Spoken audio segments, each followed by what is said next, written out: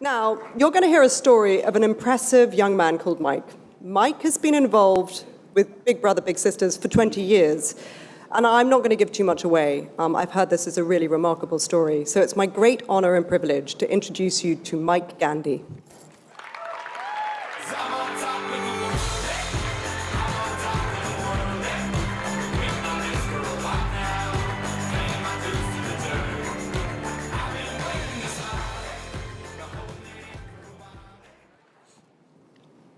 Thank you for the introduction. Before I start, I'd like to thank all of you for your support of Big Brothers, Big Sisters. It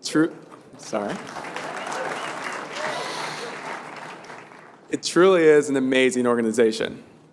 I have to admit that tonight is a particular honor for me because my presence on this stage is a bit unlikely. I joined the program almost 20 years ago as a little. I managed to eat my way into becoming the big little. And most recently became a big of my own, completing the journey full circle.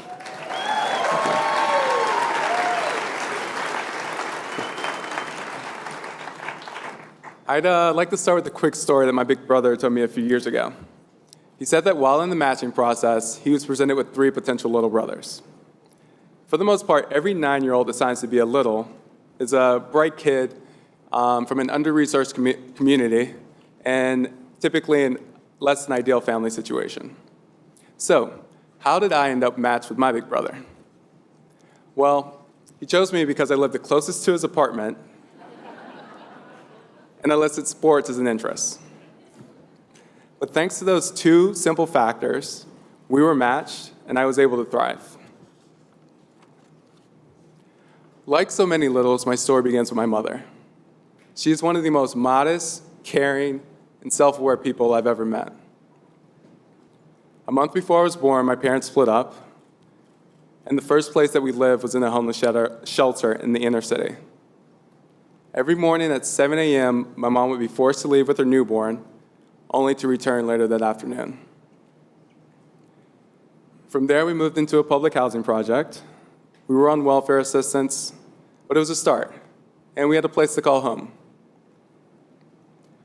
Once I was old enough to attend school, my mom re-entered the workforce. Despite some of the obstacles and distractions around me, I was a happy kid that excelled in school. My mom did the best she could to provide the structure to set me up to succeed, but without my father around, she knew that there was something missing. So, she enrolled me in the Big Brothers, Big Sisters program in hopes of exposing me to a positive role model. Little did I know, but her decision would change the trajectory of my life forever. I was matched with Austin when I was 9 years old, and early on, our relationship mostly revolved around sports. You know, I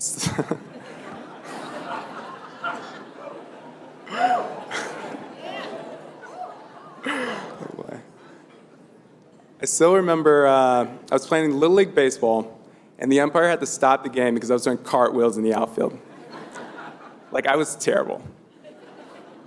But fortunately for me, my big brother was in the stands to take notice, and for the next few months, he took the time to teach me the fundamentals, like how to catch a pop fly so it didn't fall out of my glove, or how to stop a ground ball as it came towards me. And the next season, I went from the kid doing cartwheels in the outfield to being one of the best players on my team.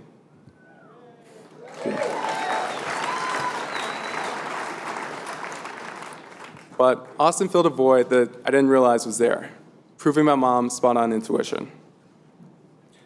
After 2 years of being matched, Austin left me for Harvard to attend business school. I'll never forget the day that he left because I gave him a hug just before he boarded the plane, and I began to cry as he held me in his arms. It was at that moment that I realized how much I cared about Austin and how lucky I was to have him as a big brother.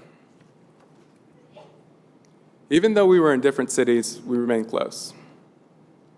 In the 7th grade, one of my closest friends had his first child, and to make sure I didn't fall down a similar path, Austin sent me down to have the talk. In the 8th grade, when I had my first school dance and I didn't know how to tie a tie, Austin was the person that I went to walk me through step by step. And this is before FaceTime. But from the birds and the bees to tying the perfect tie, Austin was my go-to guy. Sorry. And then just a few months later, I actually had the opportunity to visit Austin at Harvard.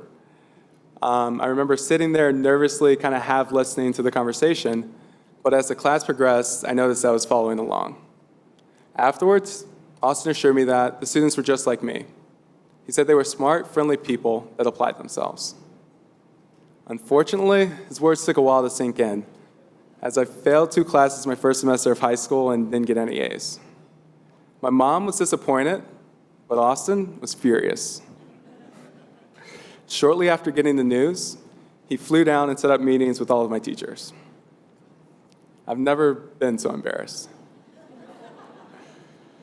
But right then I told him I want to get a good job and I want to go to college. I'm not sure if I really believed those words or if it was just something that I knew he wanted to hear. But together we laid out a plan with specific steps to help me accomplish my goals. Austin's words resonated with me. I soon began surpassing expectations in the classroom, on the basketball court, and on the football field. I worked hard, stayed humble, and carried myself with integrity. He expected me to do great things, and I learned that I was capable of far more than I thought possible. All I needed was someone to hold me accountable. Austin put me on a path where I believed I could succeed, regardless of the obstacles in front of me. As I got older, Austin continued to expose me and guide me to new experiences and new ideas. When I had my heart set on going to the local college, 15 minutes away from my mom, Austin joined me on my college visits to make sure I gave the other out-of-state schools a fair shot. When I started to think about different career paths, Austin let me hang around at the private equity firm that he worked at. I did more time asking questions about what finance was than actually doing the work I was assigned, but I called in an internship on my resume nonetheless, and it got my foot in the door. For the next 5 years, I worked in investment banking in New York City, and wouldn't have gotten past the interview process without the learnings I had from that summer. And most recently, when I started to think about marriage and settling down, Austin was the guy that I went to understand what that meant and plan a perfect proposal.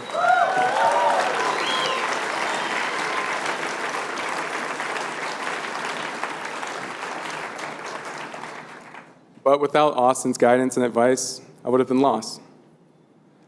Our relationship has led to several life-changing moments as well, including standing as Austin's best man at his wedding,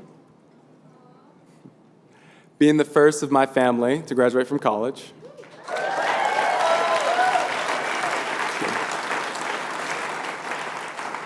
and finally figuring out a way to repay Austin for that trip to Boston almost 15 years ago.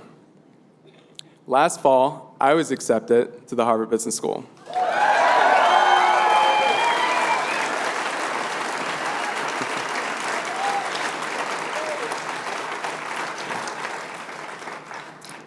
But the most special moment of all was when I became a big brother and was able to pass on some of the lessons that Austin taught me growing up.